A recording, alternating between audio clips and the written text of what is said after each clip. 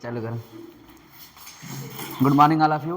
आज इलेक्ट्रोकेमिस्ट्री का lecture number 3 हम लोग पढ़ने जा रहे हैं। इसमें हम लोग यहाँ तक पहुँचे थे कि नेचर ऑफ सॉल्यूट ये फैक्टर है जो कि कंडक्शन को क्या करता है, इफेक्ट करता है। तो चलो देखते हैं। कोई भी इलेक्ट्रोकेमिस्ट्री का विलियन हो, बताओ उसमें सॉल्यूट के नाम पे क्या डालेगा। अभी तुम लोग जान गए तो तुरंत बोल रहे हो, अभी बोली नहीं निकल रही थी। ये एक प्रकार का क्या है बताओ तो, सॉल्यूट है। तो बताओ कितने प्रकार के इलेक्ट्रोलाइट हो सकते हैं। एक तो स्ट्रांग होगा और दूसरा स्ट्रांग वाले का अल्फा कितना होता है और इसका अल्फा 1 से क्या नीचे। ये कितना डिसोसिएट होता है और ये 2 to 5%। मतलब स्ट्रांग इलेक्ट्रोलाइट अगर सॉल्यूशन में जाएगा तो पूरी तरह से क्या हो जाएगा, टूट जाएगा। जबकि वीक इलेक्ट्रोलाइट जाएगा तो केवल और केवल कितना टूटेगा, 2 से 5%। इतना बात समझ में आया? कोई दिक्कत यहाँ तक? नहीं दिक्कत ना? यहाँ तक ये पूरा एक बार बना लो। सॉल्यूट के नाम पे हम लोग इलेक्ट्रोलाइट डाल रहे हैं, उसके बाद फिर इसका नेचर जान लेते हैं।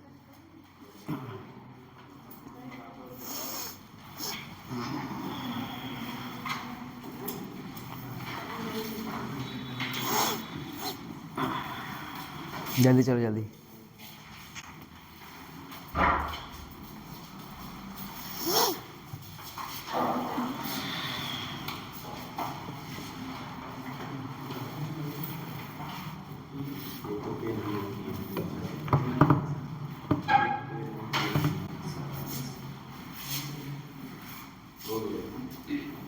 क्या हो गया? पेन ही तो पेन ही पेन है यहाँ पे, ले जाओ सब। बन गया?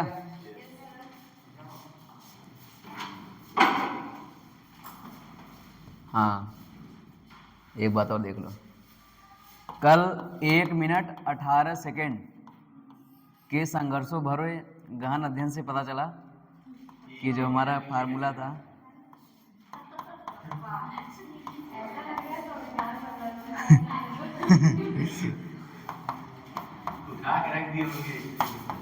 नहीं बता रहा हूँ कैसे हुआ।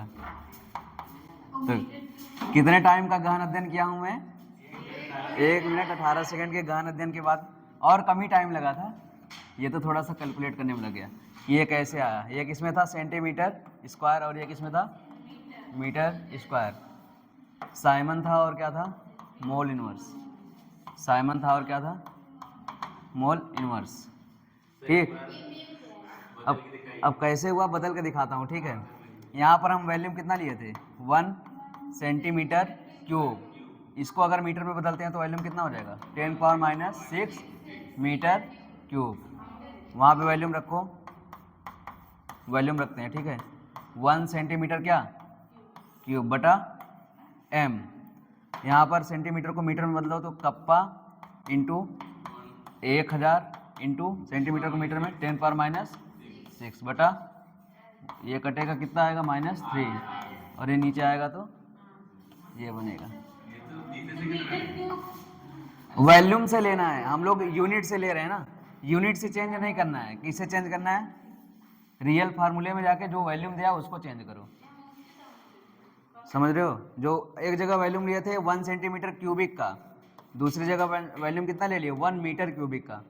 और यूनिट से चेंज करोगे तो केवल एरिया चेंज कर रहे हैं ना, वॉल्यूम तो चेंज हो ही नहीं रहा है, इसलिए आया। समझ में आया अब? हाँ, तो ये गहन अध्ययन, हाँ मीटर स्क्वायर तो है ना, यहाँ मीटर क्यूब रहेगा। तो ये गहन अध्ययन का परिणाम है, लिख लो इसको।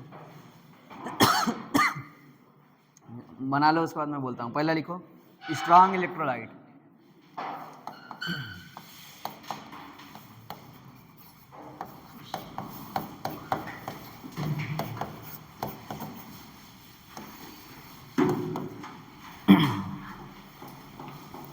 ये बात याद कॉपी में देखते हुए नहीं आई थी, मैं घर जा रहा था बाइक चलाते रहते तब याद आई थी कि अच्छा ये होगा।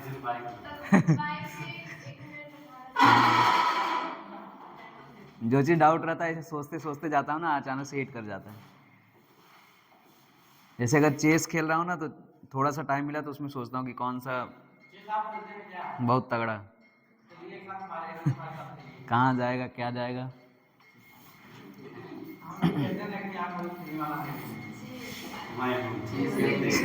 चेस बोर्ड लाओ। हाँ देखो, इसका अल्फा कितना होगा 1, इसका मतलब ये कितना आयनाइज होगा? 100% क्या हो जाएगा? आयनाइज हो जाएगा। आयनाइज, बस इतना लिखना,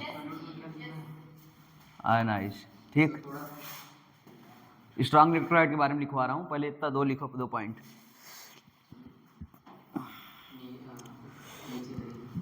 हाँ 100% क्या हो जा रहा है? इसका मतलब कंडक्टिविटी हाई होगी कि लो? क्योंकि ज़्यादा से ज़्यादा आयन मिलेंगे ना। तो को क्या बोलेंगे इंग्लिश में? चलो छोड़ो, इन जनरल लिखते हैं। इन जनरल लेमडा एम क्या होता है इसका? लेमडा एम इज हाई कि लो? हाई। क्यों? फॉर स्ट्रॉन्ग इलेक्ट्रोलाइट, क्योंकि ज़्यादा से ज़्यादा आयन देता है ना, इसलिए कंडक्टिविटी हाई होती है।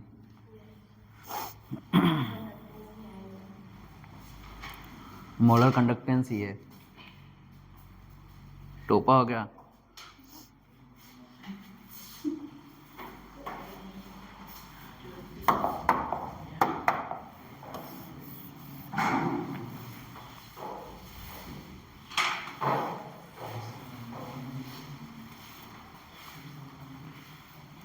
चेस में इतना ज़्यादा खेलता हूँ कि मेरा फ़ोन में दिन रात चेस में ही जाता है।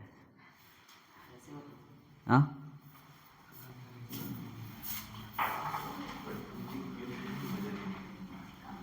ये लिखा गया पूरा। अब देखो एक बात मैं बता रहा हूँ, ठीक है? स्ट्रॉन्ग इलेक्ट्रोलाइट को पहले बताओ हो गया कि नहीं? जल्दी जल्दी लिखो यार, पता है तुम लोग का हो गया है। तुम, क्योंकि तुम लोग जब मैं लिखता रहता हूँ तभी लिखते हो।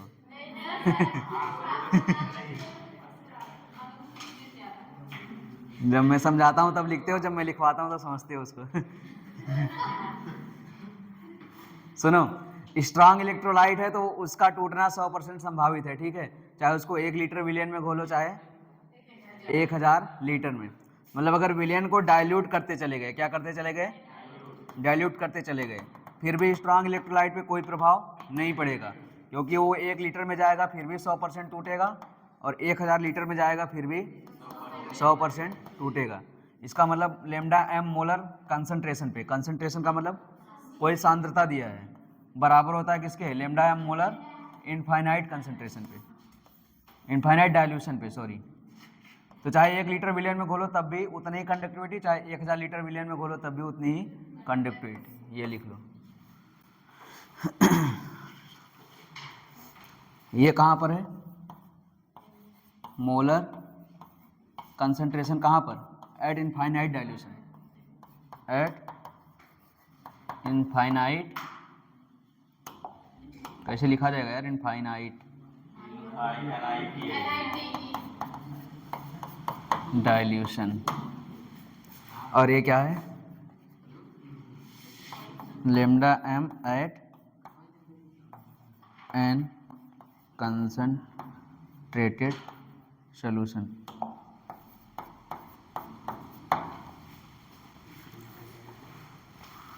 तो स्ट्रॉन्ग पे कोई प्रभाव नहीं पड़ेगा, चाहे 1 लीटर में घोलो चाहे 1000 में, मतलब विलेन को डाइल्यूट करते चले जाओगे तब भी कोई प्रभाव नहीं पड़ेगा। तो प्रभाव पड़ना कहाँ चाहिए? तो इसका कोई मतलब ही नहीं निकला, पढ़ ही क्यों रहे फिर?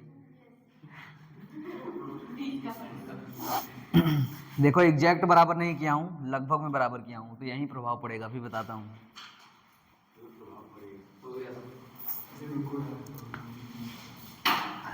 लिखो लिखो। ठंडी में हाथ काम नहीं करते, जानता हूँ मैं भी, थोड़ी देर तक।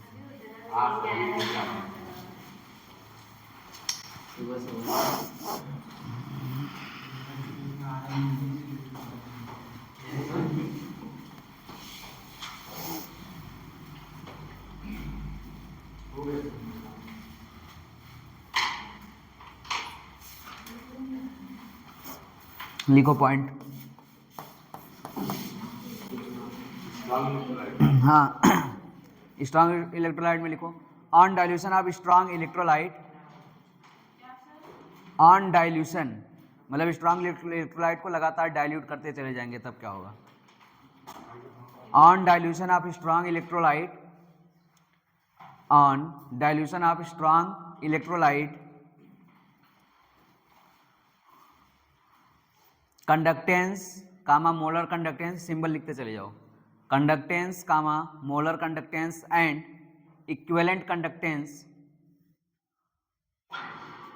Conductance comma molar conductance and equivalent conductance increase slightly, increase slightly, slightly मतलब नहीं थोड़ा सा, शार्पली होता है तब वो अचानक से होता है, हाँ स्लाइटली मतलब थोड़ा सा, equivalent conductance increase slightly, increase क्या slightly, due to, due to, अब तुम लोग रीजन बताओगे क्या क्या रीजन हो सकता है कि जो थोड़ा सा ही इंक्रीज कर रहा है, ज़्यादा नहीं, मतलब मैंने अभी बोला कि बराबर ही रहता है क्योंकि 100% टूट जाता है, यहाँ भी 100% टूटेगा और यहाँ भी 100% टूटेगा, मतलब कंडक्टिविटी दोनों जगह क्या होगी बराबर, बट फिर भी बोल रहा है कि ये वाला थोड़ा सा ज़्यादा होता है, ये वाला जो है वो थोड़ा सा क्या होता है ज़्यादा होता है, बोला है ना कि डाइल्यूशन करते समय कंडक्टिविटी स्लाइटली क्या हो जाती है इंक्रीज हो जाती है। रीजन बताओ क्यों, जितने रीजन तुम्हारे माइंड में आ रहे हैं सब बोल दो। क्या अच्छा सा सवाल जवाब है, आया ही नहीं। हाँ मतलब क्या क्या, जब कोई किसी चीज को डाइल्यूट कर रहे हैं तो उसमें क्या क्या प्रोसेस हो रही है, ये भी तो सोच सकते हो कि जब किसी चीज को डाइल्यूट करे जा रहे हैं तो उसमें क्या क्या प्रोसेस हो सकती है।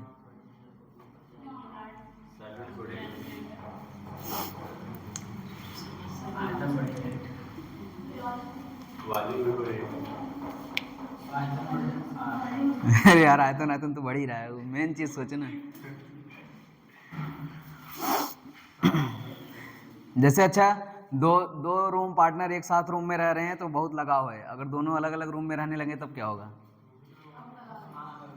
जैसे दो रूम पार्टनर एक साथ रूम में रह रहे हैं, सुनो बोले दो रूम पार्टनर एक साथ रूम में रह रहे हैं तो अगर एक घूमने जा रहा है तो दूसरा भी क्या बोलेगा चल मैं भी चलता हूँ, ठीक है, बहुत कम केसेस में ऐसा रहेगा क्यों नहीं जाएगा, लेकिन अगर अलग अलग रूम में रहने लगोगे तो ज़्यादातर केस ऐसा होंगे जब तुम अकेले चले जाओगे घूमने और वो नहीं जाएगा, मतलब उन दोनों के बीच जो अट्रैक्शन हो रहा था वो अब क्या हो गया कम हो गया, मतलब दो आयन के बीच प्लस और माइनस आयन के बीच थोड़े से विलयन में अट्रैक्शन ज़्यादा था, तो अगर आयन एक मूव करना चाहता था तो दूसरा उसको थोड़ा सा फोर्स से क्या करता था रोक लेता था।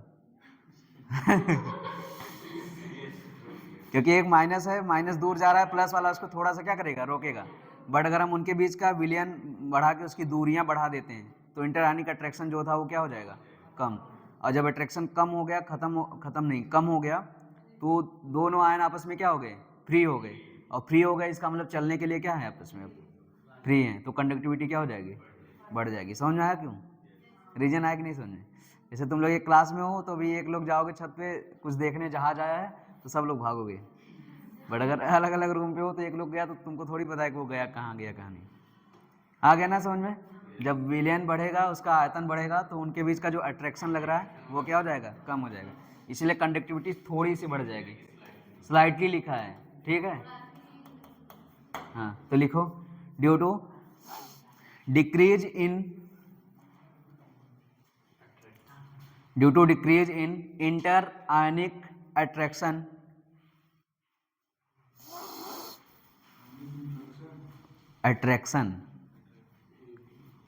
due to decrease in inter-ionic attraction between ion in solution,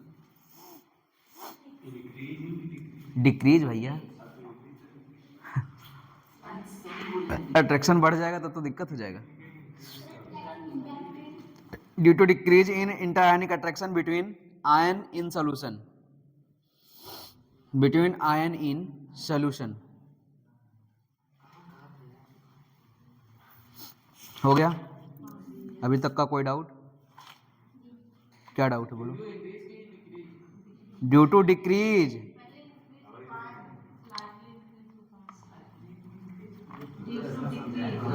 अरे यार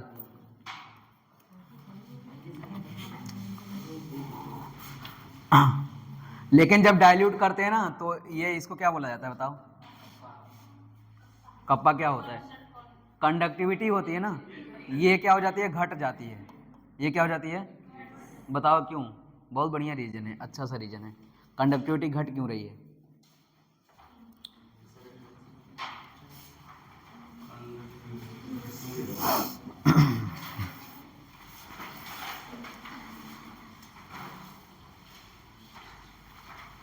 बताओ क्यों कंडक्टिविटी घट रही है? तो एक स्टिमुलस देना पड़ता है तुम लोग को ब्रेन एक्टिव करने के लिए। नहीं बता पा रहे हो ना? हाँ तुम्हारा सही है। ये डिपेंड करता है, ये डिपेंड करता है नंबर ऑफ किस पे? आयन पे। ठीक, अभी मैंने कल ही बताया था ना कि 1 सेंटीमीटर क्यूबिक में जितने आयन होंगे उनके कारण जो कंडक्टिविटी प्राप्त होगी उसे क्या बोलेंगे? कंडक्टिविटी। ठीक, मतलब 1 सेंटीमीटर क्यूब में मान लो 100 आयन है, कितने? या फिर समझ लो कि 1 लीटर में, समझने के लिए 1 लीटर वैल्यूम में कितने आयन है? 100 आयन। तो इनके कारण क्या प्राप्त हो रहा है? कंडक्टिविटी। अब जैसे ही हम इस वैल्यूम को बढ़ाकर 2 लीटर करेंगे तो आयन तो अभी भी 100 ही है ना? बोलो, आयन तो अभी भी 100 ही है, लेकिन 2 लीटर वैल्यूम होने के कारण ये आयन और क्या हो जाएंगे? बट जाएंगे। बटने के कारण अब 1 लीटर में कितने आयन बचेंगे? केवल 50 ही बचेंगे ना। और या तो फार्मूले से देख लो, लेमडा एम बराबर क्या होता है? Kappa into v. तो कप्पा बराबर लेमडा एम अपान वी। मान लिया मोलर कंडक्टिविटी अगर 100 है और आयतन 1 लीटर, तो कंडक्टिविटी कितनी आ रही है? 100। बट मोलर कंडक्टिविटी अगर अभी भी 100 ही है, क्योंकि आयन क्या है? 100 ही। आयन 100 ही क्यों है? इसको यहां से कैसे, मोलर कंडक्टिविटी को आयन से क्यों मैंने वो कर दिया रिलेट? बताओ क्यों कर दिया? क्योंकि मोलर कंडक्टिविटी 1 मोल आयन के डालने से होता है ना, 1 मोल इलेक्ट्रोलाइट के डालने से होता है। मान लिया कि 1 मोल इलेक्ट्रोलाइट में प्राप्त होने वाले आयन का संख्या कितना है? 100, इसीलिए रिलेट कर दिया किससे? 100 से। 1 लीटर में 100 आयन है तो कंडक्टिविटी 100, बट अब 2 लीटर में आयन की संख्या नहीं बढ़ी ना, अभी भी 1 मोल ही डला है, तो अब बताओ कंडक्टिविटी कितनी आएगी? 50। तो मोलर कंडक्टेंस क्या होता है? बढ़ता है स्लाइटली, बट कंडक्टिविटी क्या हो जाती है? घट जाती है। क्यों? क्योंकि आयतन बढ़ता जाएगा लेकिन नंबर ऑफ आयंस क्या हैं? उतने ही हैं। समझ रहे हो ना? लिखो फिर। नहीं समझ आया बताना, दूसरा एग्जांपल लेंगे। हाँ अच्छा, मजा आ जाएगा। जैसे देखो, एक कमरे में 100 छात्र हैं और सब आपस में मुक्के मुक्के मार रहे हैं भयंकर, और वो कंडक्टिविटी है उनकी, ठीक है। तो अब हमने क्या किया कि छात्रों की संख्या ना बढ़ाकर आधे छात्रों को दूसरे कमरे में कर दिया, तो बताओ मुक्कों की संख्या कम हो जाएगी कि नहीं? हाँ, बस यही था। लिखो, on dilution, on dilution the conductivity decrease. Symbol लिख देना कप्पा बस। On dilution the conductivity decrease. On dilution the conductivity क्या होगी? Decrease, because number of ion per unit volume decrease. Because number of ion per unit volume is decrease. Because number of ion per unit volume is decrease. Because number of ion per unit volume is क्या? Decrease.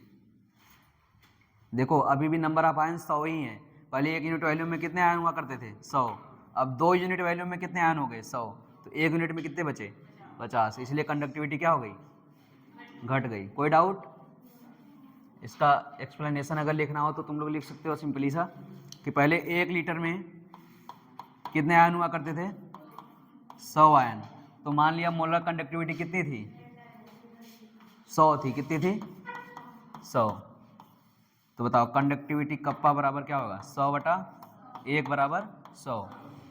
But अब 2 litre में ion की संख्या बिल्कुल नहीं बढ़ी, अभी भी कितने हैं? 100। यानी मोलर कंडक्टिविटी तो देखो अभी भी उतनी ही है। कितनी है? 100। बट बताओ कप्पा का क्या हाल हो गया? मतलब कंडक्टिविटी क्या हो गई? घट गई। छाप लो। या फिर इसको अगर बना सकते हो तो ये बना लो, ज़्यादा सही रहेगा। मोलर कंडक्टिविटी बढ़ा देते हैं थोड़ा सा, 105 हो गई। 105 क्यों हुई बताओ? आयन तो उतना ही है, क्योंकि इनके बीच का इंटरआयनिक अट्रैक्शन थोड़ा सा क्या हो गया, बढ़ गया। तो ये बताओ कितना होगा? हाँ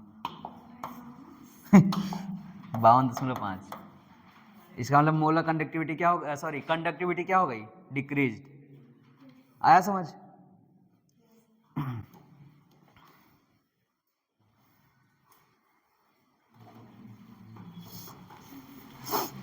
तो अभी हम लोग मोलर कंडक्टिविटी को बढ़ाना तो सीख गए, कैसे बढ़ेगा। अब अगर घटाना रहे तो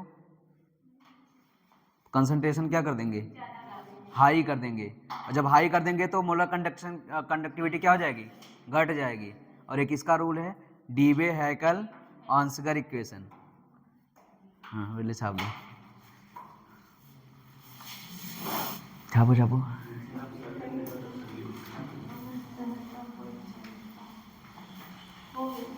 बताओ अब यहाँ तक कि कोई दिक्कत सैल्यूट में, कोई भी प्रॉब्लम हो तो फिर से एक बार समझ लो। नेचर ऑफ सैल्यूट, इलेक्ट्रोलाइट के विलयन में कौन सा सैल्यूट मिलाएंगे, इलेक्ट्रोलाइट। दो प्रकार का होता है, एक स्ट्रांग दूसरा वीक। अभी वीक पर गए नहीं, अभी क्या पढ़ा है, केवल और केवल स्ट्रांग। स्ट्रांग को चाहे 1 लीटर में घोलो चाहे 10 लीटर में घोलो, 100% आयनाइज हो जाएगा। मतलब थोड़ा सा ही अंतर रहेगा इसमें, बट फिर भी ये थोड़ा सा क्या हो जाता है, बढ़ जाता है। क्यों? क्योंकि जैसे जैसे उसका आयतन बढ़ता जाएगा इंटरआयनिक अट्रैक्शन क्या हो जाएगा, घट जाएगा। बट कंडक्टिविटी क्या होती है, घटती है। क्यों? क्योंकि number of ion per unit volume क्या होते जाते हैं, कम। चलो अब अगला स्टार लिखो, लिखो अगला स्टार। इतना समझ में आ गया ना? और टेम्परेचर बढ़ने से क्या होता है, कंडक्टिविटी का हाल क्यों बढ़ता है? आयन की एनर्जी बढ़ती है, अब विस्कोसिटी क्या होती है, घटती है। लिखो star. At very high concentration, at very high concentration, क्या हुआ, at very high concentration where solute solvent interaction are considerable, at very high concentration where solute solvent interaction, where solute solvent interaction are considerable, are considerable. The lambda m for strong electrolyte, the lambda m for strong electrolyte, the lambda m for strong electrolyte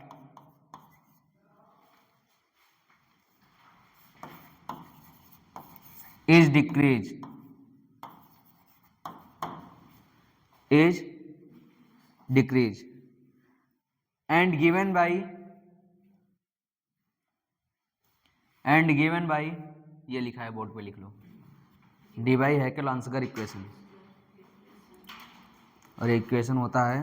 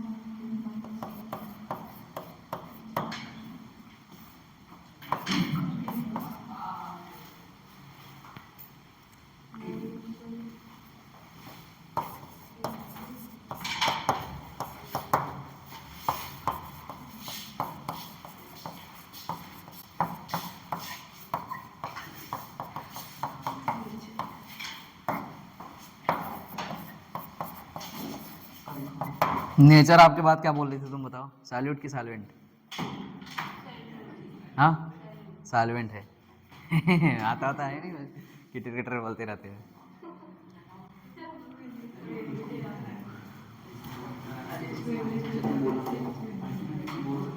ये है Debye Huckel Onsager equation. Exam में directly पूछ लेता है कि Debye Huckel Onsager equation क्या है, और यही ऑप्शन बनाता है डायरेक्ट। जरूरी नहीं है कि पूछे ही, मतलब पॉसिबिलिटी की बात कर रहा हूँ बस मैं। पता चला तुम लोग आगे बाद में मुझे बोलो कि सर आपने जो जो बोला था एक भी नहीं पूछा था। बस पॉसिबिलिटी की बात हो रहा है, नहीं तो मैं जो बोलता वो पूछता तब तो मैं राजा होता। आराम से आता बड़ी कोचिंग में, बोल देता लो बेटा ये क्वेश्चन है, आ जाएगा जाओ। पहले साल तो कोई विश्वास नहीं करता, 2-3 साल में सब फिर पैसा देने लगते।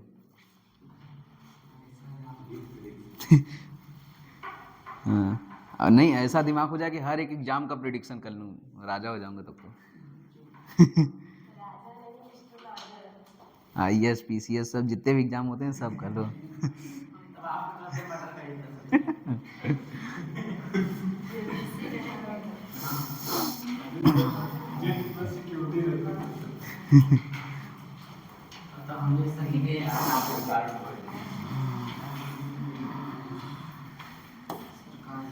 ये कौन कौन जा रहा है महाकुंभ देखने? हाँ सर, महाकुंभ में ना 5 चीज का होता है टूर्नामेंट।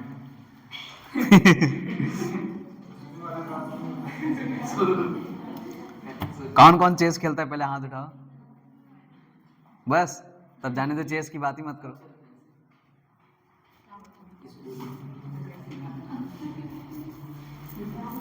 ये लिखा गया पूरा? चलो ये यहाँ पे कोई डाउट, कोई किसी को? हेडिंग डालो वीक इलेक्ट्रोलाइट।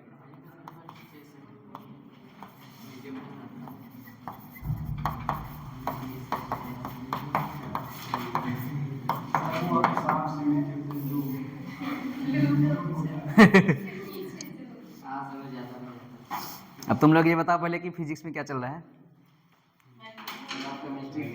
नहीं नहीं नहीं, मतलब पूछ रहा हूँ मैं। नहीं, मैग्नेटिक में टॉपिक कौन सा चल रहा है? अच्छा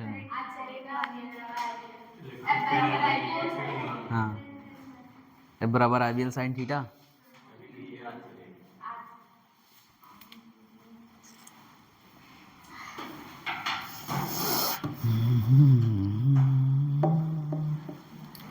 वीक इलेक्ट्रोलाइट का कंसेप्ट क्या है? जस्ट उल्टा है इसके। पहली बात तो इसका अल्फा कितना होता है? लेस देन 1, और ये केवल कितना टूटता है? 2 से 5%। और दूसरी बात, सबसे इंपॉर्टेंट बात यह है कि लेमडा कंसंट्रेशन पे बहुत कम होगा, बट जब डाइल्यूट कर देंगे तो क्या हो जाएगा? बहुत ज़्यादा। बस ज़्यादा लिखो, क्योंकि वीक इलेक्ट्रोलाइट है, इतना भी ज़्यादा भाव मत दे दो उसको। मतलब कंसनट्रेटेड पे वीक है तो 100% तो टूट नहीं रहा है, ठीक है, 1 लीटर में नहीं टूट रहा, लेकिन 10 लीटर में डाल देंगे तो इंटरआयनिक अट्रैक्शन घट जाएगा, तो ऑटोमेटिक वो क्या होता चला जाएगा? टूटता चला जाएगा। इसलिए इनफाइनाइट डाइल्यूशन पे लैम्डा एम बहुत ज़्यादा होता है।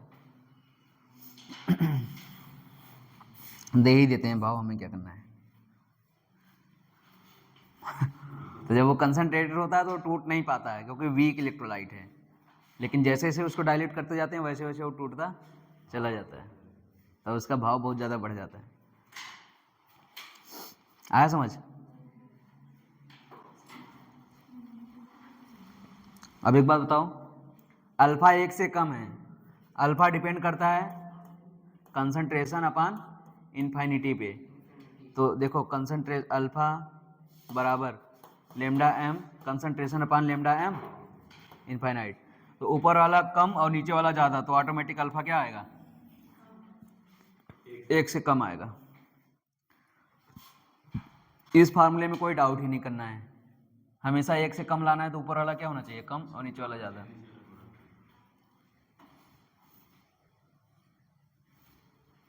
कोई डाउट?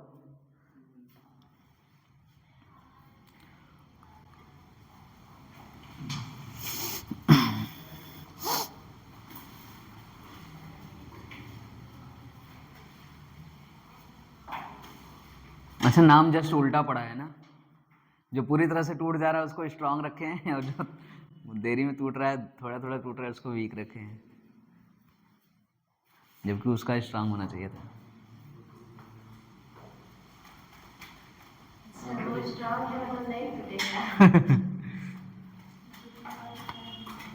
हो गया पूरा। अब देखो, जब 1 लीटर विलयन में हम लोग इलेक्ट्रोलाइट वीक इलेक्ट्रोलाइट को घोले हैं तो बहुत कम कंडक्टिविटी दे रहा है। जैसे ही विलयन का आयतन बढ़ाएंगे कंडक्टिविटी शार्पली इंक्रीज होगा, मतलब तुरंत। मतलब जैसे अगर थोड़ी थोड़ी कंडक्टिविटी है, जैसे भी आयतन बढ़ाते हैं थोड़ा क्या हो जाता है, शार्पली। एक होता है ऐसे इंक्रीज होना, इसको क्या बोलते हैं, लीनियरली इंक्रीज हो रहा है, फिर धीरे धीरे इंक्रीज हो रहा है। बट अचानक से इंक्रीज हो गया तो शार्पली इंक्रीज हो गया। मतलब किसी के पास आज 10 रुपए थे, कल 1 करोड़ हो गए। ये क्या हो गया, शार्पली शार्पली अमीर हो गया। और किसी के पास 10 रुपए हैं, कल 100 हुए, फिर 1000, फिर ऐसे ऐसे बढ़ रहा है। तो ये कमाई चलती है, ये वाली कमाई चलती है, और ये वाला क्या हो जाता है, डिक्रीज। ठीक। बायोलॉजी में एक रूल है कि जितने भी चीज़ों का ग्राफ जे शेप का बनता है, किस शेप का, जे शेप का, उनका डिक्रीमेंट उतना ही क्या होता है, जल्दी होता है। मतलब इसे अभी थोड़ा थोड़ा था, अचानक से बढ़ गया, जे शेप हो गया ना, तुरंत बढ़ जाएंगे, घट जाएंगे। जैसे कीड़े मकोड़े देखे हो, अचानक से बढ़ते हैं, 1-2 दिन में बाद तुरंत क्या हो जाते हैं, मर जाते हैं। तो जितने भी चीज़ों का ग्राफ जे शेप होता है उनका डिक्रीमेंट फिक्स है। तो जैसे ही अचानक से अमीर हो तो समझ जाना कि ये जाएगा पैसा। अब तुम ही सोचो, जिसके पास 10 रुपए हैं, अचानक से 1 करोड़ आ जाएगा, वो पगला जाएगा। तुरंत खर्चा करेगा उसमें। और जो धीरे धीरे अमीर होगा उसकी तो आदत है पैसे खर्चा करने की, कोई दिक्कत नहीं है। लिखो, स्टार लिखो। On dilution, on dilution, on dilution क्या, on dilution alpha increase, common number of ion increase. Number of ion increase होंगे ना, बोलो। अल्फा भी इंक्रीज होगा, क्योंकि अब जैसे जैसे डाइल्यूशन करते जाएंगे, जैसे जैसे वो क्या होता चला जाएगा, टूटता चला जाएगा। On dilution alpha increase, common number of ion increase. Dilute करते जाएंगे, नंबर ऑफ आयन बढ़ते चले जाएंगे, नंबर ऑफ आयन इंक्रीज। सो जाओ। So lambda m increase sharply. हाँ, लेमडा एम मतलब molar conductance increase sharply. So lambda m increase sharply. आया समझ? इसका मतलब अल्फा जो है वो किस पे डिपेंड कर रहा है, डाइल्यूशन पे डिपेंड कर रहा है। डाइल्यूशन मतलब जितना ज़्यादा हम लोग उसको डाइल्यूट करेंगे, अल्फा की वैल्यू उतनी ही क्या होगी, बढ़ेगी। डाइल्यूशन, इसी को क्या बोलते हैं बताओ तो? किसी को कुछ याद रहा? अभी मैं लिखना स्टार्ट करूंगा तो तुरंत नहीं, ये कोई लॉ है, लॉ कि वीक इलेक्ट्रोलाइट, ये लॉ केवल और केवल वीक इलेक्ट्रोलाइट पे काम करता है। वीक इलेक्ट्रोलाइट का अल्फा डाइल्यूशन बढ़ने के साथ साथ बढ़ता है, ये किसका लॉ है? अभी मैं थोड़ा सा लिखूंगा तब फिर मुंह फटेगा तुम लोग। नहीं, अभी जैसे मैं लिखूंगा तो कहोगे अच्छा ये है। अब मत बोलना, तुम लोग की बेइज्जती हो चुकी है। देखो देखो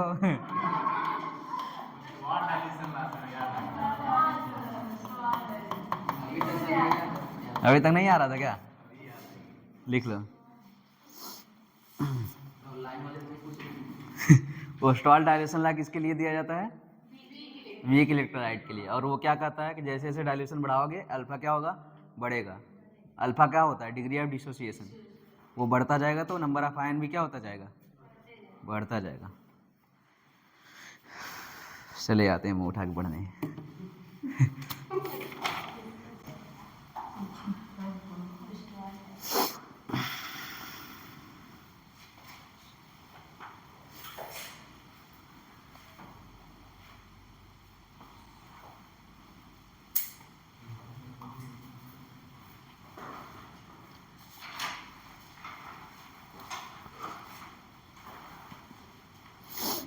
व्हीटस्टोन ब्रिज पढ़ लियो।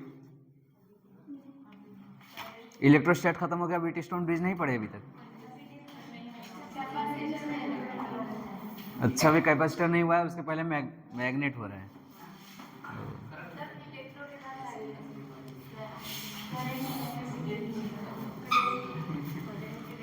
रेजिस्टेंस पढ़ लियो। हाँ समझ गया, कैपेसिटर और करंट इलेक्ट्रिसिटी नहीं पढ़ाया गया है, बाकी केवल और केवल इलेक्ट्रोस्टैट पढ़ाया गया है, मतलब इलेक्ट्रिक चार्ज, इलेक्ट्रिक फील्ड और पोटेंशियल, बस ना। हाँ समझ गया, मुझे लगा पूरा खत्म हो गया होगा। हो गया ये पूरा कंप्लीट, चलो लिखो अब। देखो ऑन डाइल्यूशन, एक मिनट, एक और चीज लिख लो, V डाइल्यूशन बराबर V फाइनल अपन V इनिशियल। इसका क्या मतलब हुआ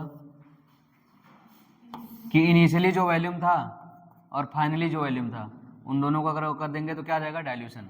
मतलब अगर फाइनल वॉल्यूम ज़्यादा है, इसका मतलब वो क्या है, डाइल्यूट है। फाइनल वॉल्यूम उल्टा कर देंगे तो क्या हो जाएगा, वो कंसनट्रेटेड होगा ना। अगर इनिशियल को ऊपर करेंगे, फाइनल को नीचे करेंगे तो उल्टा हो जाएगा, फिर वो कंसनट्रेटेड हो जाएगा।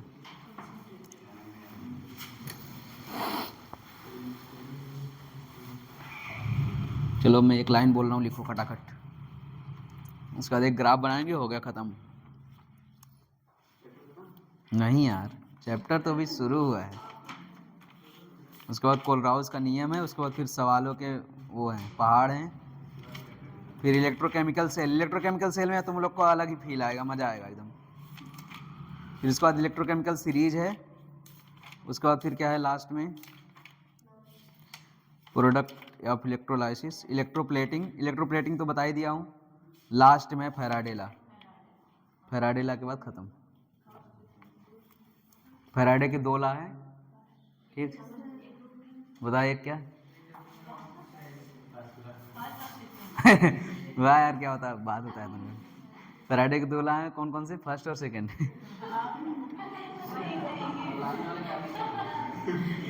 वही हाल हो गया। एक लड़का आया, अपनी मम्मी से बोला कि मम्मी मैंने 500 पेज की किताब लिखी है।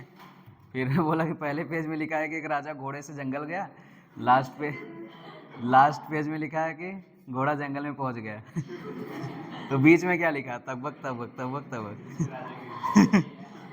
लिखो ऑन डाइल्यूशन के डिक्रीज, मतलब conductivity decrease, on dilution conductivity decrease. फिर से सवाल, क्यों डिक्रीज हो रहा है कंडक्टिविटी जबकि बढ़ रही है सब चीज़।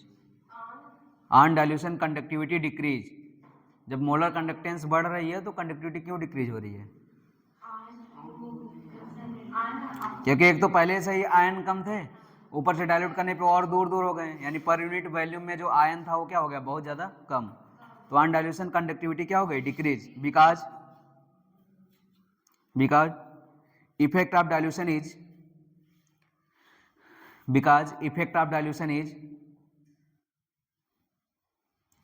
because effect of dilution is more than increase in number of ions, more than increase in number of ions, more than increase in number of ions। मतलब डाइल्यूशन के कारण आयन की नंबर तो बढ़ रही है, बट जितना आयन नहीं बढ़ रहा उससे ज़्यादा क्या हो जा रहा है, वो डाइल्यूट हो जा रहा है। मतलब पर यूनिट वैल्यू में जो आयन की संख्या है वो लगातार क्या हो रही है, कम हो रही है। लेकिन कंडक्टिविटी किस पे डिपेंड करती है, पर यूनिट वैल्यूम में क्या, जितने आयन होते हैं। पहले पर यूनिट वैल्यूम में 4 आयन थे और डाइल्यूट होने के बाद एक ही बचा, तो कंडक्टिविटी क्या हो जाएगी, डिक्रीज हो जाएगी। आया समझ, आया समझ, बोले नहीं तुम लोग। ठीक है ना। मान लिया कि 1 लीटर जब वो था तो उसमें 100 आयन थे, ठीक। अब हम लोग 2 लीटर कर दिए तो बहुत ज़्यादा आयन थोड़ी होंगे, बहुत ज़्यादा आयन क्यों नहीं होंगे बताओ, थोड़े से ही आयन बढ़ेंगे, बताओ क्यों, क्योंकि वीक है ना, टूट रहा है लेकिन इतना भी नहीं टूट रहा है कि वो 100 से 200 कर दे, बस इतना भी होगा। यहाँ पे कंडक्टिविटी कितनी थी, 100/1, यहाँ पे कंडक्टिविटी कितनी हो गई, 100√2/2, तो कंडक्टिविटी क्या हो गया ऑलरेडी, डिक्रीज। छाप लो, छापो छापो उसको छापो। क्या हुआ, नहीं दिख रहा है, अच्छा ब्लू से नहीं दिख रहा है क्या, कलर चेंज कर दें अरे रुक जा, हाँ समझ रहा हूँ मैं भी, कलर मैं भी अपना बता रहा हूँ कि मैं भी कलर चेंज कर लेता हूँ। रंग बदलने मुझे भी आता है, मैं ये बता रहा था। हाँ देखो, अभी ब्लू था अभी येलो हो गया।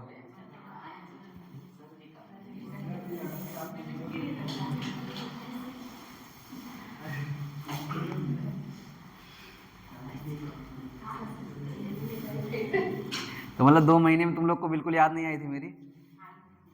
अरे वो तो मेरे सामने बोलोगे ये क्या आई थी। सर आपको हम लोग की याद नहीं आ रही।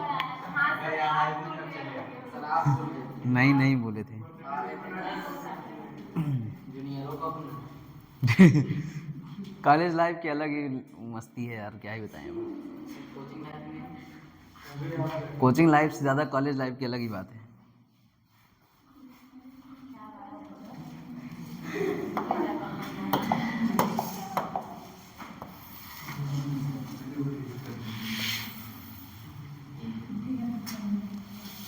चलो एक ग्राफ बना लेते हैं, ठीक है। ग्राफ बनेगा हमारा कंसंट्रेशन और मोलर कंडक्टेंस के बीच, और यहाँ पे क्या है, delta m, lambda m, delta m नहीं। हाँ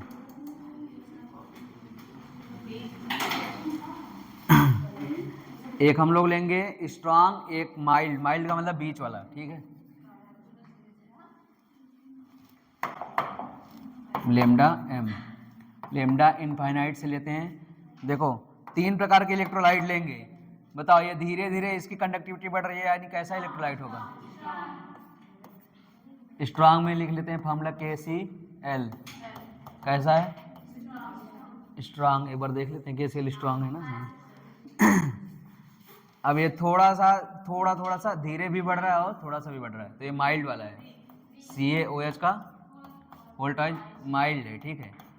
और अगर स्लाइटली बढ़ गया तो क्या हो गया? COOH कैसा हो गया? वीक।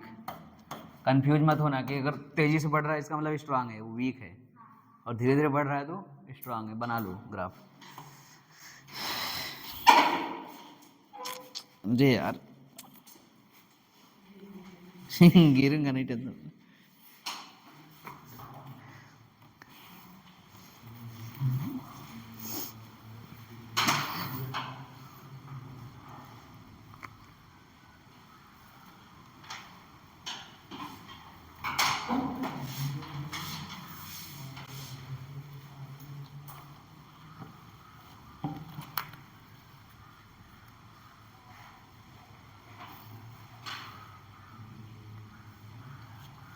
हाँ सर।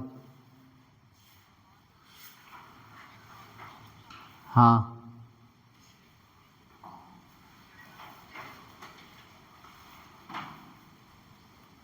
उसका मकान मालिक। हाँ हाँ ठीक है, ठीक है।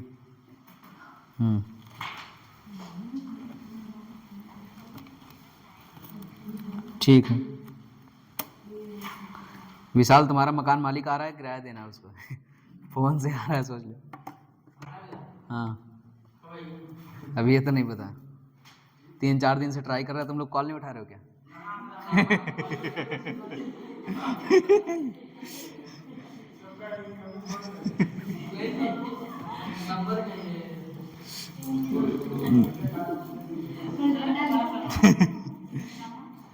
हो गया ये कंप्लीट?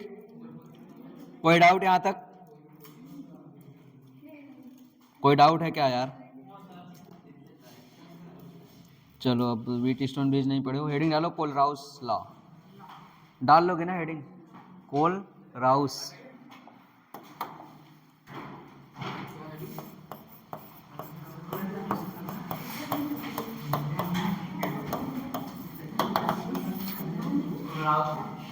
कोलराउस का नियम।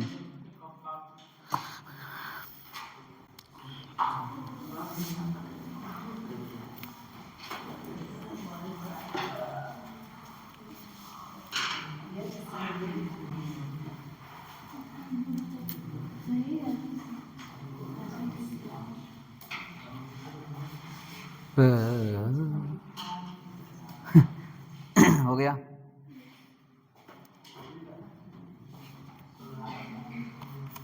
बहुत सिंपल है, मजा आएगा इसको। कोलराउस का नियम बताओ, कोलराउस का नियम क्या होता है? अभी जैसे मैंने कोलराउस बोला था, तुम लोग बहुत चौड़ में बोले थे कोलराउस का नियम, तो मुझे लगा कि याद होगा। बताओ। वीक इलेक्ट्रोलाइट के लिए क्या?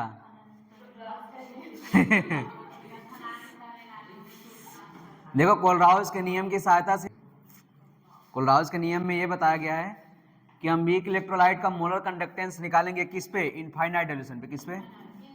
मतलब डाइल्यूशन क्या रहना चाहिए, पहले इस फिक्स कर दो। कोलराउस का नियम लगाने के लिए डाइल्यूशन कैसा होना चाहिए? इनफाइनाइट। इनफाइनाइट डाइल्यूशन पे हम लोग वीक इलेक्ट्रोलाइट का मोलर कंडक्टेंस निकालेंगे किसका हेल्प लेकर? स्ट्रॉन्ग का हेल्प लेकर। यही क्या है? Molar conductance. और कोलराउस बोलते हैं कि जब इनफाइनाइट डाइल्यूशन होता है तो प्रत्येक आयन एक दूसरे पे बिना डिपेंड हुए क्या करता है? मूव करता है। जब इनफाइनाइट डाइल्यूशन हो जाएगा तो प्रत्येक आयन, जो भी आयन होगा यहाँ पर, एक दूसरे से इंटरेक्शन क्या कर देगा? बंद कर देगा। और बिना इंटरेक्शन के क्या करेगा? इधर से उधर मूव करेगा। ये किसने बोला है? कोलराउस का नियम, कोलराउस ने बोला है। ठीक है। और ये पूरे सोल्यूशन को, पूरे सोल्यूशन की कंडक्टिविटी को क्या करते हैं? कंट्रीब्यूट करते हैं। मतलब सब लोग मिल मिल के पूरे सोल्यूशन का क्या बना देते हैं? कंडक्टिविटी बना देते हैं। तो कोलराउस का नियम कब लगता है? इनफाइनाइट डाइल्यूशन पे। इसमें क्या होता है? वीक इलेक्ट्रोलाइट का मोलर कंडक्टेंस निकालेंगे किसकी सहायता से? स्ट्रॉन्ग की सहायता से। और अगला वर्ड क्या बोला गया है? इनफाइनाइट डाइल्यूशन में प्रत्येक आयन का माइग्रेशन या फिर मूवमेंट एक दूसरे से क्या होता है? इंडिपेंडेंट होता है। तो चलो लिखते हैं।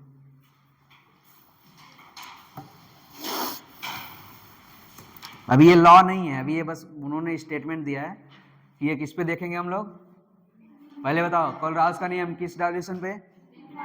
इनफाइनाइट डाइल्यूशन का मतलब कि इतना डाइल्यूट कर दो कि उसके बाद अब कर किया नहीं जा सकता, उसे क्या बोला जाता है? Infinite dilution. और कोलराउस नियम की सहायता से वीक इलेक्ट्रोलाइट का मोलर कंडक्टेंस निकालते हैं किसकी सहायता से? स्ट्रॉन्ग। और उन्होंने क्या स्टेटमेंट दिया है कि इनफाइनाइट डाइल्यूशन पे जो वीक इलेक्ट्रोलाइट के आयन हैं वो एक दूसरे से इंडिपेंडेंटली क्या करते हैं? मूव करते हैं या माइग्रेट करते हैं। लिखो तब। देखो, गिवन फॉर किसके लिए दिया गया ये बोला जा रहा है। गिवन फॉर कैलकुलेशन ऑफ, किसी के मन में कोई डाउट? बहुत तेज बोल रहा हूँ क्या? पहले रुक जाओ, कलम रुक दो। बहुत तेज बोल रहा हूँ क्या? बहुत तेज समझा दिया हूँ तो कोई डाउट हो तो पूछ लो। एक बार लास्ट में एकदम धीरे धीरे सुन लो। कोलराउस का नियम इनफाइनाइट डाइल्यूशन के लिए होता है। इसकी सहायता से वीक इलेक्ट्रोलाइट का मोलर कंडक्टेंस कैलकुलेट करते हैं। उसमें हेल्प किसकी लेते हैं? Strong electrolyte. और इन्होंने स्टेटमेंट क्या दिया था कि अगर एक डाइल्यूशन है, इनफाइनाइट डाइल्यूशन, तो उसके जो आयन है उनका मूवमेंट एक दूसरे से क्या होता है? इंडिपेंडेंट, मतलब एक दूसरे पर निर्भर नहीं करते हैं। बस यही लिखवा रहा हूँ, लिखो। Given for calculation of lambda m infinite for lambda m infinite of lambda m infinite, ये लिखा है ना यहाँ पे, ऐसे लिखना। Given for calculation of lambda m infinite of lambda m infinite of weak electrolyte of weak electrolyte of weak electrolyte by help of strong electrolyte, by help of strong electrolyte, by help of strong electrolyte। कहने का क्या मतलब हुआ? समझ गए ना?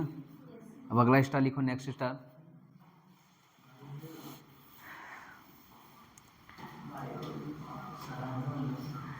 at infinite dilution,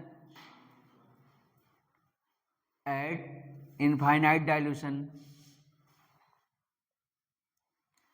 at infinite dilution। अगर ना समझ आए तो बोलो, हिंदी में लिखवा दूँ। Eight infinite dilution each ion present, मतलब रटती हो क्या तुम? Each ion present in solution, each ion present in solution, so का मतलब अपना मूवमेंट दिखा रहे हैं, ठीक है।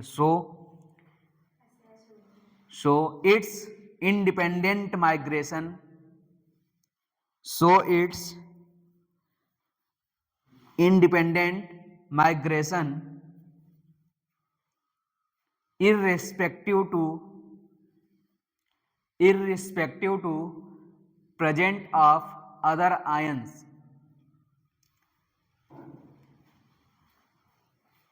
irrespective to present of other ion, and contributes towards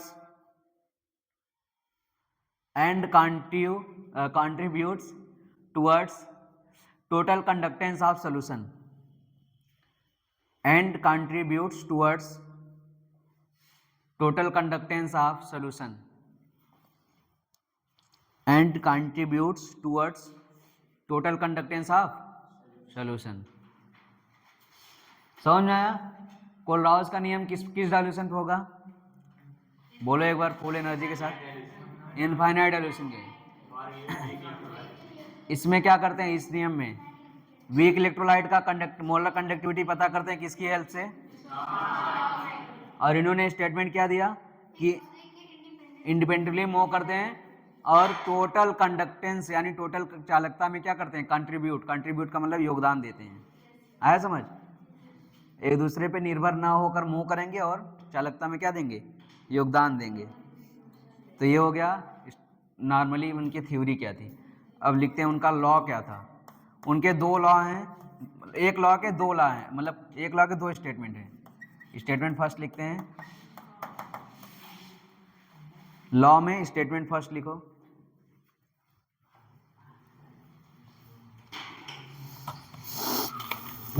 एक मोलर कंडक्टेंस के लिए दिए हैं स्टेटमेंट और दूसरा इक्विवेलेंट कंडक्टेंस के लिए दिए हैं। लॉ दोनों एक ही हैं, मतलब लॉ एक ही है, और उसको भी अगर n फैक्टर से मल्टीप्लाई करके देखोगे तो दोनों चीज़ एक ही है। बट एक स्टेटमेंट के लिए अलग कर दिया गया है, किसके लिए? मोलर के लिए, और दूसरा इक्विवेलेंट, जबकि बात एक ही है। तो स्टेटमेंट फर्स्ट में लिखो, the total molar conductance of solution, the total molar conductance of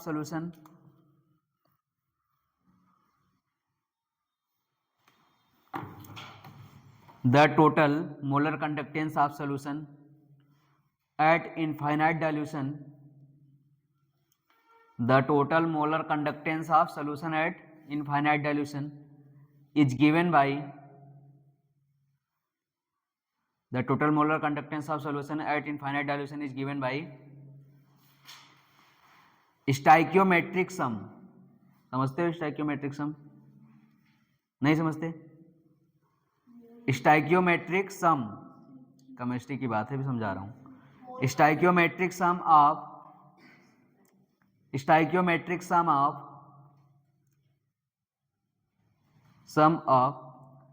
molar conductance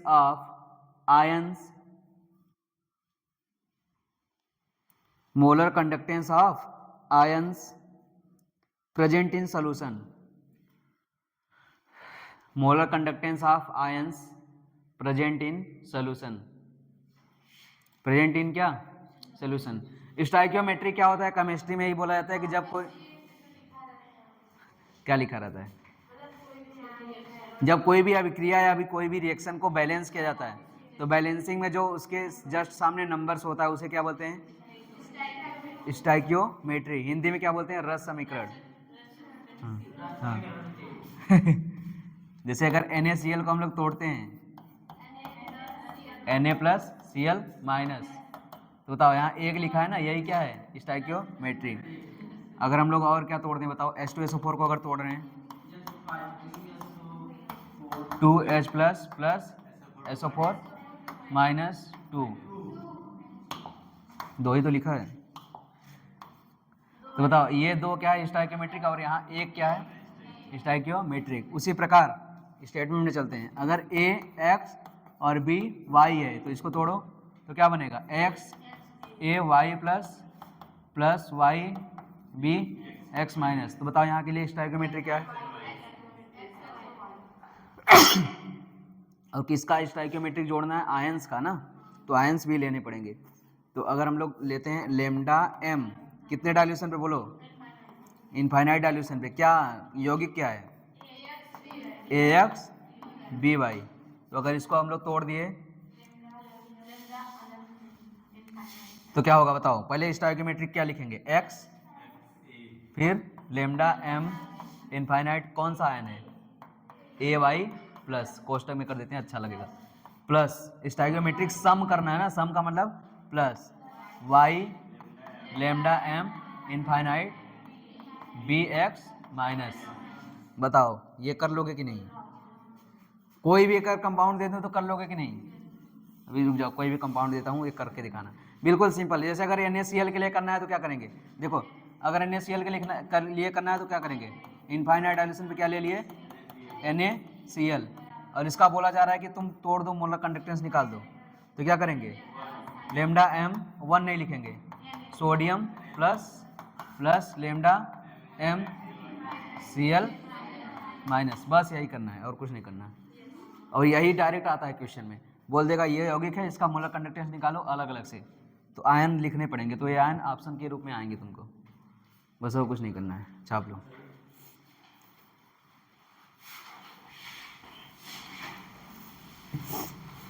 कर लोगे? ये एक तो मैंने कर दिया और मैं दे देता हूँ तुम लोग को दो, अभी करो, अभी इसी वक्त। कौन कौन सा दे दूँ?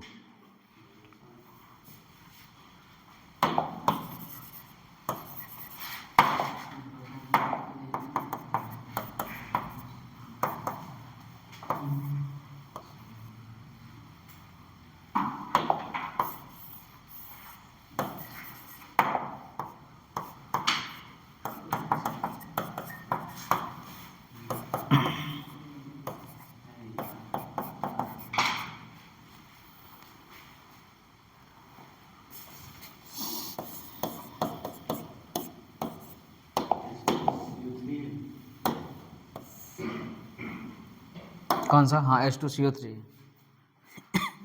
उनका मोलर कंडक्टेंस निकाल दो सामने, बिल्कुल इजी, महा इजी। H2CO3 है, सही से लिख दें क्या उसको?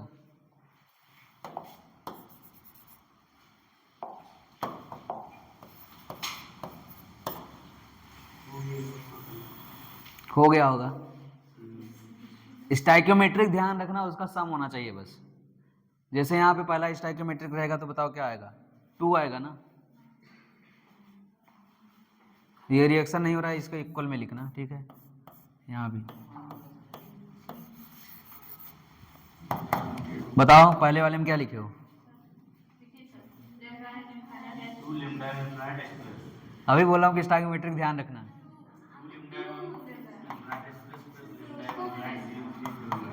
उसी को तो लिखना है।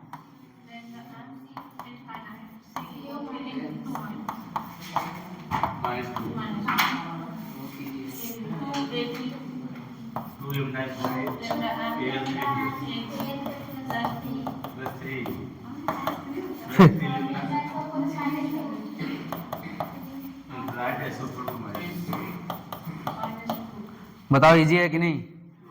कोलरॉस का नियम, बस ऐसे तो अभी तुम्हारी है, बस ऐसे ही नॉर्मली तोड़ना है बस, और कुछ नहीं करना है। लिख लो। साधना तुमको हार्ड लगेगा लेकिन।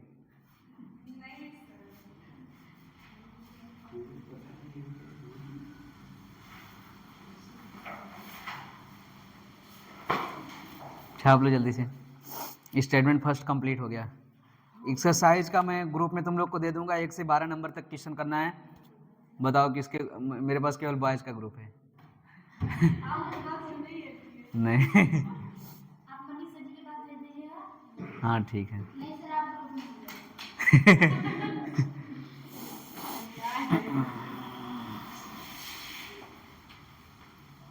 पता नहीं क्यों जोड़े थे, मैं ही निकल गया था, उसके बाद जोड़े ही नहीं। हो गया। स्टेटमेंट सेकंड, ये तू ले आएंगे के लिए। जल्दी जल्दी लिखो, कोलराउस का नियम खत्म करूंगा तब जाऊंगा। क्वेश्चन कल करेंगे। अभी सुनो, अभी तो ये केवल तोड़ना सीखे हो ना। अब आगे चल के जब क्वेश्चन आएगा तो इसकी वैल्यू दे देगा, al+3 का वैल्यू इतना है, इसका वैल्यू इतना है, तो कैलकुलेट करके बताओ टोटल कितना होगा, तो कर लोगे ना। चलो आज ही करवा देता हूँ, टाइम नहीं है ना, करवा तो दूंगा ही आज ही। चलो एक क्वेश्चन आज ही करवा के निकलता हूँ, ठीक है। टाइम है, चलो 10 बजे तक पढ़ा देता हूँ, कोई दिक्कत नहीं। लिखो स्टेटमेंट सेकंड। धीरे ना,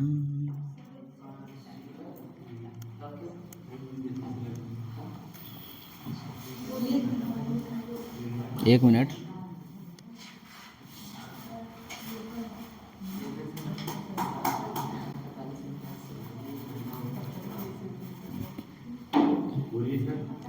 लिखो the total equivalent conductance, the total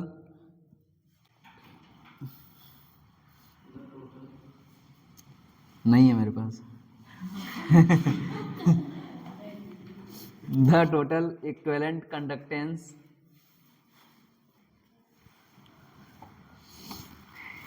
the total equivalent conductance of solution is equals to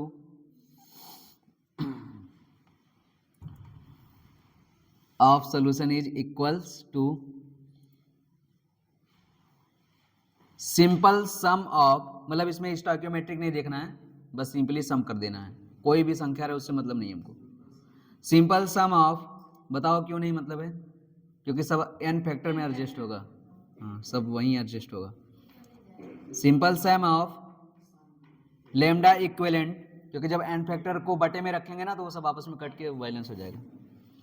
simple sum of lambda equivalent of ions, simple sum of lambda equivalent of ions, lambda equivalent of ions present in solution, present in solution, present in क्या, solution. बताओ simply सम क्यों कर रहे हैं, क्योंकि जो n factor रहेगा वो ऊपर आएगा एक स्टोइकियोमेट्रिक और नीचे आएगा उसी का n फैक्टर। जैसे अगर हम लोग a इसका लेते हैं, ये वाला ना, क्या है हमारे पास x a y plus, stoichiometric sum कर दो, ठीक है कोई बात नहीं। उसके बाद फिर a क्या है y प्लस, बाद में इसका क्या आएगा n फैक्टर भी आएगा ना, जो आपस में x और y आएगा, जो आपस में क्या हो जाएगा, फिर कैंसिल हो जाएगा, फिर से वही आएगा बाद, इसीलिए सिंपल सम करते हैं। बताओ यहाँ पे क्या लेंगे, a x b y, तोड़ो इसको, x a y plus plus y b x minus. बताओ इक्विवेलेंट कंडक्टेंस अगर लिखना है तो लेमडा इक्विवेलेंट क्या ax by बराबर, स्टोइकियोमेट्रिक नहीं लिखेंगे, लेमडा इक्विवेलेंट क्या लिखेंगे ay plus plus lambda equivalent by minus, हाँ bx माइनस, सही है। बस सिंपल सम क्यों, क्योंकि कोई मतलब नहीं है, n फैक्टर से वो डिवाइड हो जाएगा।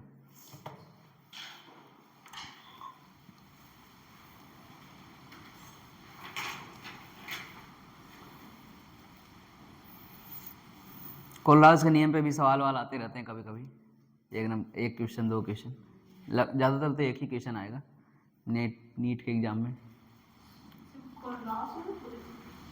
क्या कोलेस्ट्रॉल का नियम, कोलराज ही तो है, नहीं मतलब आने का चांस है, ये नहीं है कि आ ही जाएगा, हर एक टॉपिक से आने का चांस लेके चलोगे तभी सिलेक्शन होगा। अब ये तुम ढूंढोगे कि इससे किससे क्वेश्चन आएगा वही पढ़ेंगे, तब नहीं होगा कभी। हर एक टॉपिक, हर एक कंसेप्ट से क्वेश्चन बनाओ और उसको क्वेश्चन को रट डालो कि यहाँ से आएगा ही आएगा। जैसे मैंने अभी असर्शन रीजन का और करेक्ट इनकरेक्ट का क्वेश्चन बनाया था उस दिन थ्योरी से, और वहाँ से और क्वेश्चन निकालो ना, कितने कितने बन सकते हैं। एक अलग से कॉपी ले लो और हर एक टॉपिक, जैसे केवल एक कंसेप्ट पढ़े, मान लो क्या पढ़ लिया आज, मोलर कंडक्टेंस, तो मोलर कंडक्टेंस से कितने टाइप के सवाल कोई बना सकता है, कोई का मतलब कोई भी रहे, वो उससे कितने टाइप के सवाल बना सकता है। सारे सवाल एक एक बार लिख लो। क्यों नहीं बना लोगे? आराम से बना लोगे। नहीं बना पाओगे क्या? तो अब एक थ्योरी है, उससे theoretical question, assertion reason, correct incorrect, सही गलत मिलान सब कुछ बना लिए, तो उससे ज़्यादा वो थोड़ी कुछ पूछेगा। समझ रहे हो कि नहीं? ज़्यादा से ज़्यादा क्या होगा, एक कंसेप्ट से 10 क्वेश्चन 15 क्वेश्चन निकलेंगे, बस वही रट के चले जाना, आराम से हो जाएगा सिलेक्शन। तुम खुद ही एग्जामिनर बन जाओ ना। तुम खुद सोचो कि एग्जामिनर कितना इजी से इजी क्वेश्चन बना सकता है और एग्जामिनर कितना हार्ड से हार्ड क्वेश्चन बना सकता है, और जब खुद एग्जामिनर बन जाओगे तो उसका बाप बन जाओगे। अब बताओ, एक बात मैं पूछ रहा हूँ तुमसे, लेमडा मोलर और लेमडा इक्विवेलेंट बराबर क्या था? N factor. अब बताओ वहाँ पे एन फैक्टर क्या है? अरे कल ही सिखाया था ना, एक्स इंटू वाई है कि नहीं, बोलो, है ना? चलो अब मोलर कंडक्टिविटी लिखते हैं फैक्टर के साथ, तब क्या आ जाएगा? Equivalent conductance. या इसको इधर करो, इसको इधर करो, बताओ लेमडा इक्विवेलेंट इनफाइनाइट बराबर क्या होगा? लेमडा मोलर अपान एन फैक्टर। मतलब हम लोग क्या लिखेंगे अब? लेमडा इक्विवेलेंट किसका लिख रहे हैं बताओ? ए एक्स बी वाई का। बट अब लेमडा इक्विवेलेंट के टर्म में नहीं, किसके टर्म में लिखेंगे? Lambda m. और लेमडा एम लिखने के लिए क्या चाहिए होता है? स्टाइकियोमेट्री। बताओ यहाँ पे स्टाइकियोमेट्री क्या था? एक्स लेमडा एम इनफाइनाइट ए वाई प्लस, फिर plus y lambda M infinite lambda m b x क्या माइनस, यहाँ पे क्या होगा? एक्स वाई यानी एन फैक्टर, और यहाँ पे एक्स वाई यानी एन फैक्टर। बताओ क्या क्या कटेगा? ठीक, सही है ना?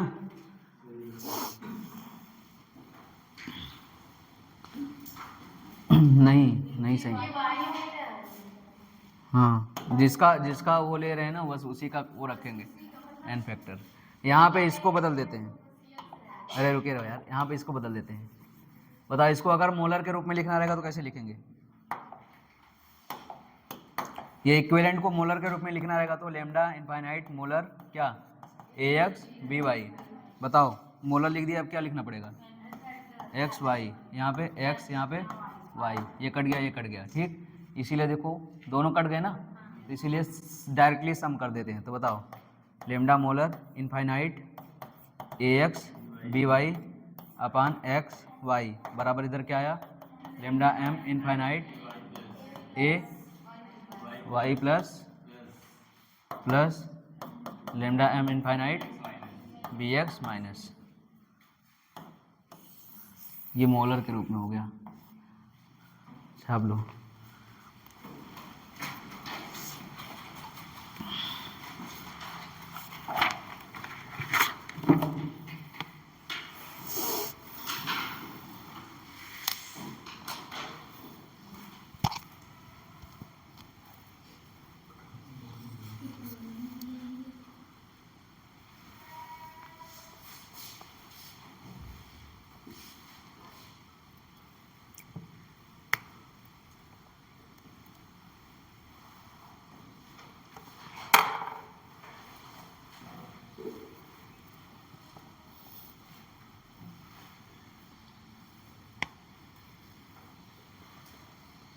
केएसपी जानते हो?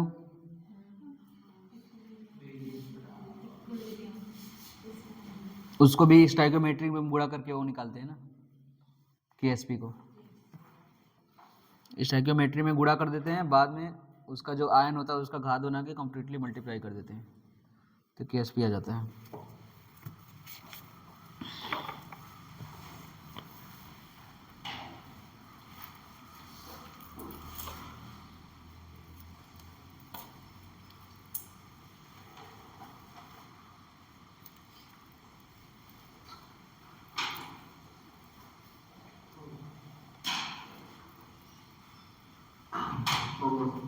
हम्म।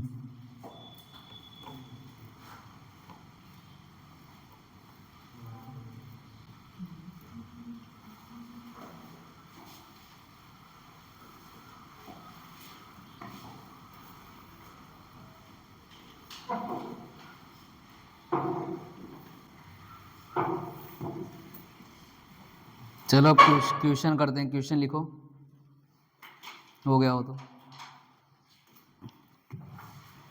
बोले। देखो 0.01 मोलर,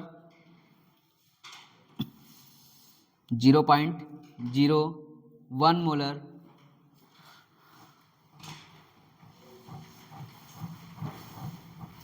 0.01 मोलर, ये ऐसे रहेगा, 1 मिनट बता रहा हूँ मैं, ऐसे लिखना है 0.01 मोलर मतलब लेमडा एम का इतना कंसंट्रेशन है, CH3COOH। इसका मतलब समझे, इसका मतलब है कि एसिटिक एसिड का 0.01 मोलर पर फिर से CH3COOH का 0.01 मोलर कंसंट्रेशन पे जो लेमडा एम आ रहा है वो कितना है, 10। अगर यहाँ पे इनफाइनाइट होता तो CH3COOH का इनफाइनाइट कंसंट्रेशन पे कंडक्टिविटी कितनी है, 10। बट ये क्या बोला है, CH3COOH का 0.01 मोलर कंसंट्रेशन पे मोलर कंडक्टिविटी कितनी है, 10। तो ये क्वेश्चन में दिया, लिखो इसको।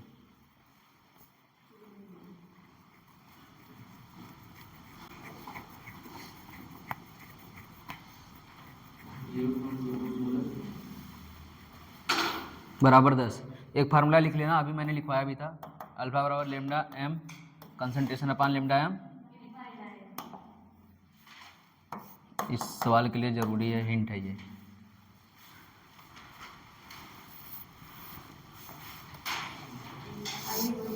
लिखो calculate alpha, calculate alpha, calculate क्या, अल्फा इफ 3 चीजें क्वेश्चन में दी हैं, अब वो तुम्हारा दिमाग है कैसे लगाओगे तुम। ये 3 चीजें दी हैं ना, लेमडा एम इनफाइनाइट डाइल्यूशन पे क्या दिया है हमको, CH3COONA बराबर 250 दिया है, ठीक। वही चीज़ दे देगा तब तो लगा ही लोगे। NaCl बराबर कितना दिया है, 300 350 300, और लेमडा एम इनफाइनाइट HCl दिया है हमको 350। ये 3 चीज़ें क्वेश्चन में दी हैं।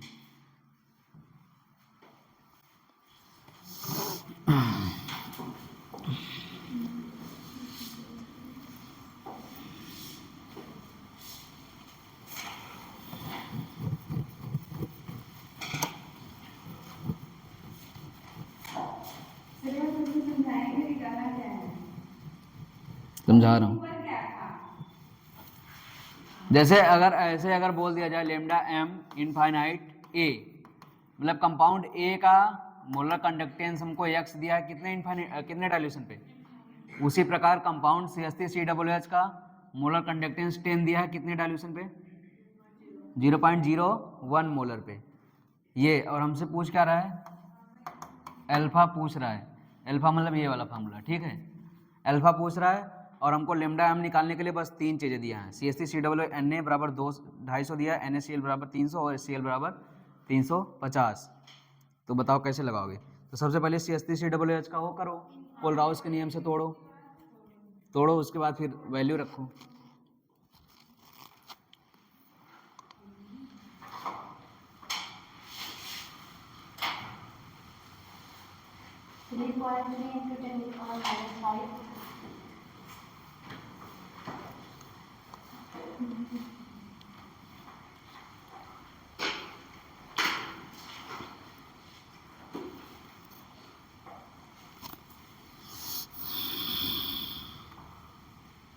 हाँ, तुम लोग इक्विलिब्रियम में भी तो पढ़े होगे, एक और फार्मूला है, बस लिख दे रहा हूँ, जरूरत नहीं पड़ेगी। Ka बराबर C∝² 1 - अल्फा पढ़े थे ये, जब ज़्यादा वो एक से बहुत कम होता है तो इसको वो कर लेते हैं निगलेक्ट।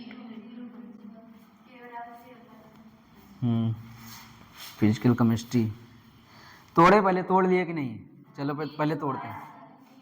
आ भी गया 300, बहुत खतरनाक हो यार।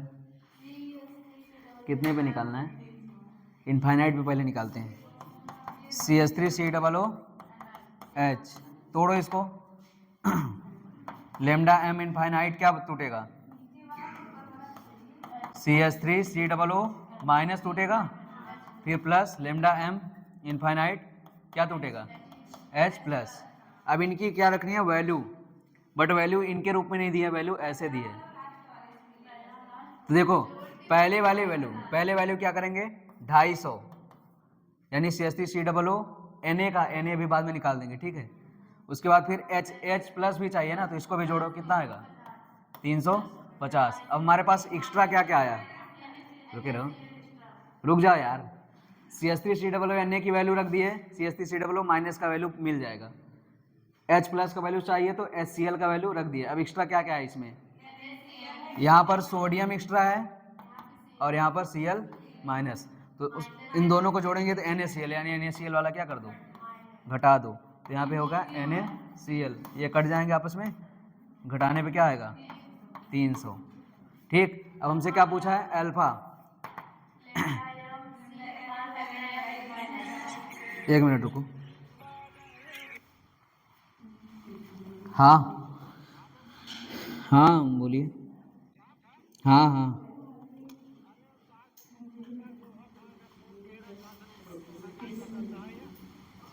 क्लास में है ना, बताए दो जाते बस जस्ट 10 मिनट बाद। बताओ अल्फा बराबर क्या था?